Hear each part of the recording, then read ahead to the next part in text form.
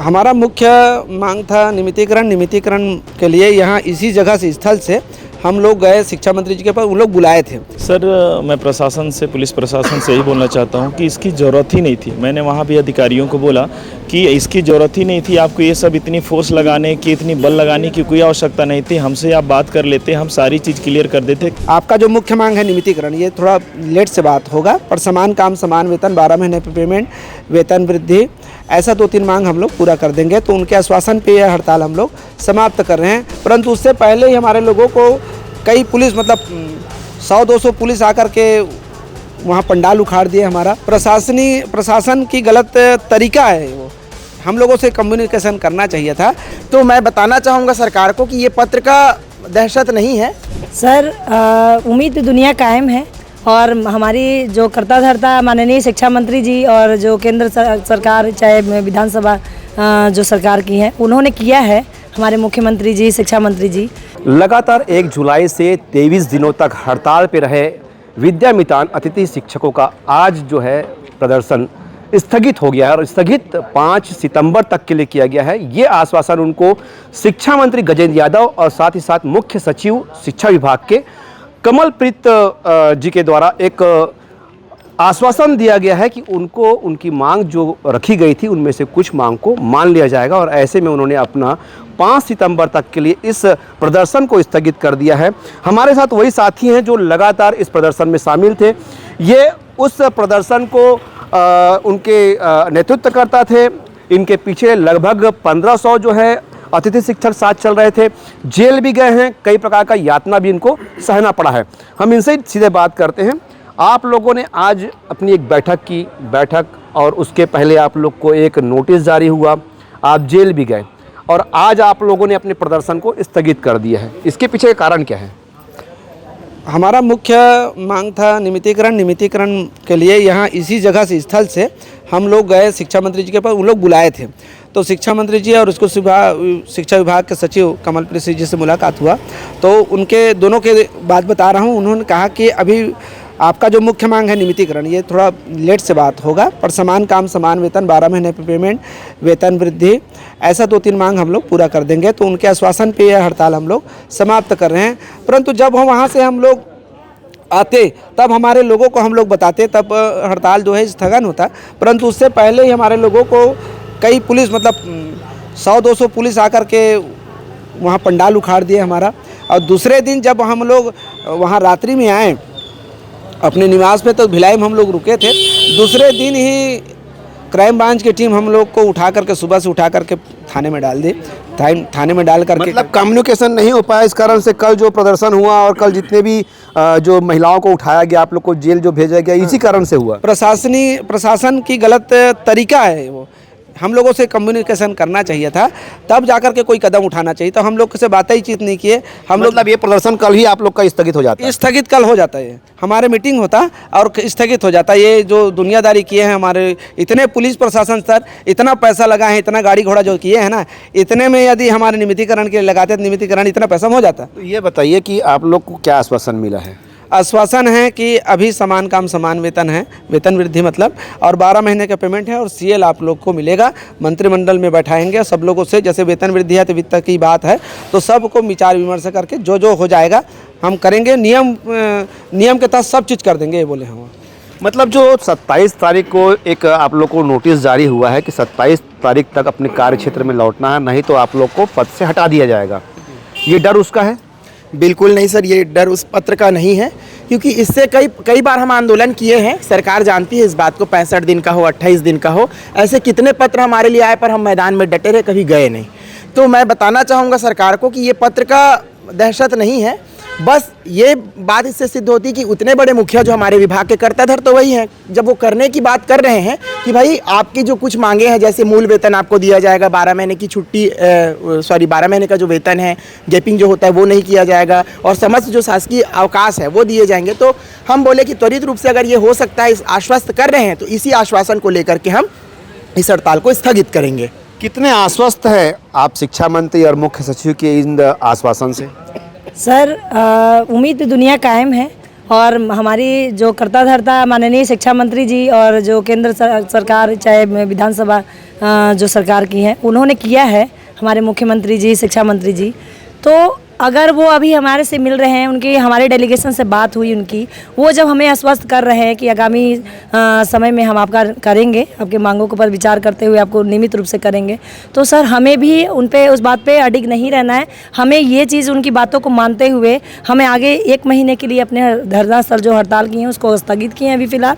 और आने वाले समय में सर अगर मांग पूरी नहीं होगी, हमारी बातों पर विचार विमर्श नहीं होगा, तो सर हम आगामी 6 तारीख तक 6 सितंबर तक हम लोग पुनः फिर आगमन होंगे सर हड़ताल की। बिल्कुल, हमारे साथ कुछ ऐसे साथी भी जो जेल गए हैं।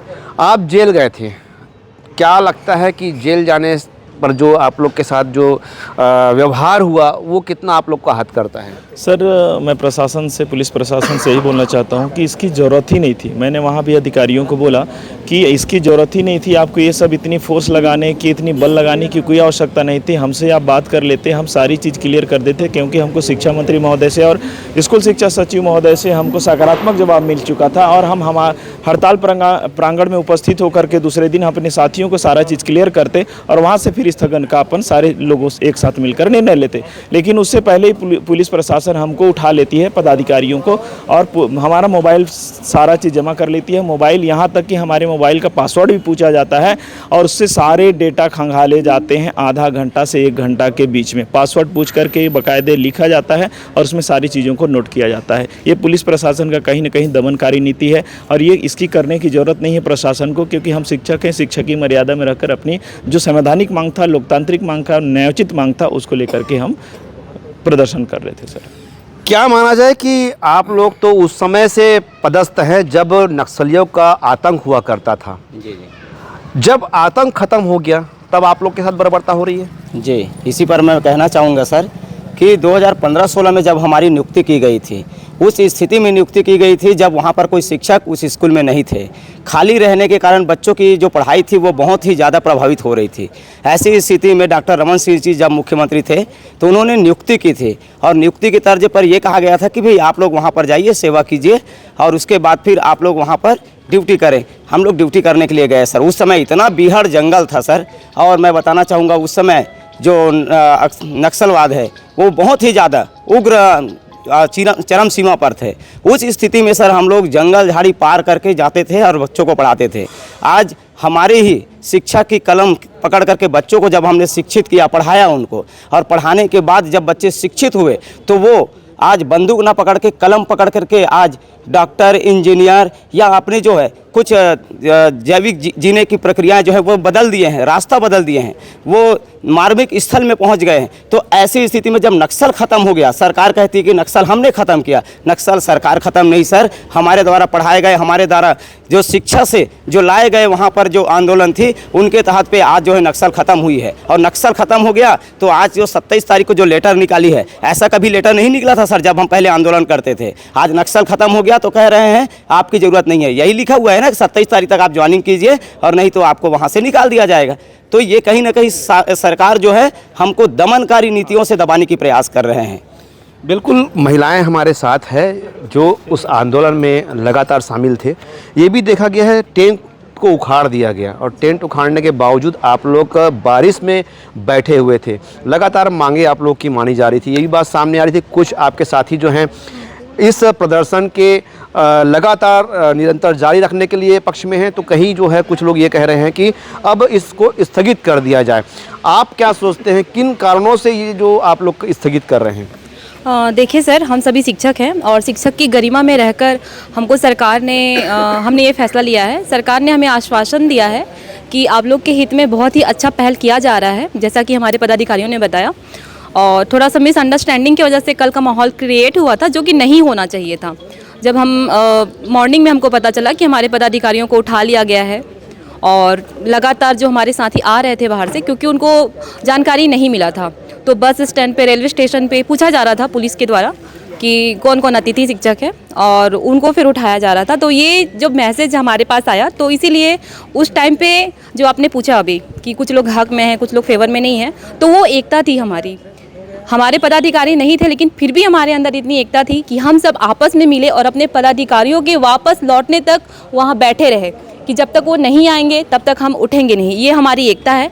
अभी भी हमारे संघ में बहुत ज़्यादा एकता है और हम ये हड़ताल खत्म नहीं कर रहे हैं, बल्कि शिक्षक की मर्यादा में रहते हुए कुछ समय के लिए 5 सितंबर तक के लिए हमने इसे स्थगित कर दिया है।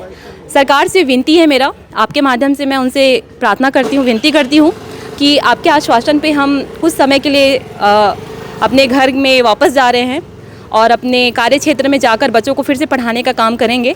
और 5 सितंबर हम शिक्षकों के लिए बहुत बड़ा दिन होता है, शिक्षक दिवस है और हम गुरु हैं, तो हमारे कार्य को सम्मान करते हुए मैं उम्मीद करती हूँ सरकार से, शिक्षा मंत्री जी से, मुख्यमंत्री जी से कि वो हमारे हित में कुछ बहुत अच्छा करेंगे। और इसी उम्मीद के साथ कुछ समय के लिए हम लोग जा रहे हैं और उम्मीद करूँगी कि 6 सितंबर को हमको वापस दुर्ग की धरती पे हड़ताल को लेकर आना ना पड़े। बस यही बिल्कुल, कहूँगी।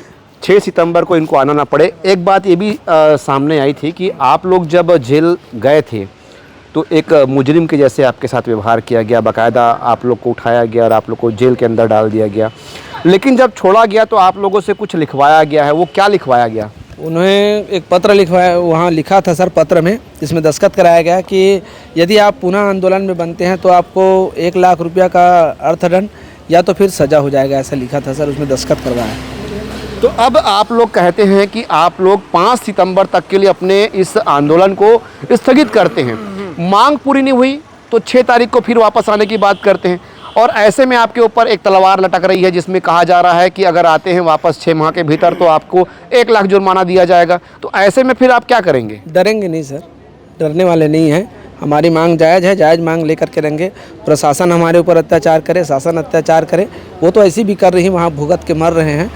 कोई बात नहीं, मरेंगे तो यही मर जाएंगे, कोई दिक्कत। अब बिल्कुल देख सकते हैं कि इन्होंने साफ तौर पे कहा है कि जो सरकार के द्वारा जो आश्वासन दिया गया है, खास करके दुर्ग की इस जो धरती पर इन्होंने प्रदर्शन किया था, इनका मुख्य कारण था कि यहाँ शिक्षा मंत्री गजेंद्र यादव का निवास है और ये कहीं ना कहीं उस बात से आश्वस्त है कि इनकी मांगों को पूरा किया जाएगा। शिक्षा मंत्री से इनकी 2 बार मुलाकात हुई है, साथ ही साथ जो शिक्षा सचिव है उनसे भी मुलाकात हुई है और ये इस बात को लेकर के आश्वस्त है कि इनकी मांग को पूर्ण किया जाएगा। और ऐसे में अगर मांग पूरी नहीं होती है तो 5 सितंबर के बाद 6 सितंबर को वापस इस धरती पर आकर के इनके द्वारा आंदोलन किया जाएगा। लेकिन ये फिर एक बार विनती करते हैं कि इनको उस नौबत तक ना पहुंचना पाए और सरकार जो है इनकी मांगों को पूरा कर दिया जाए। दुर्ग से आकाश राव।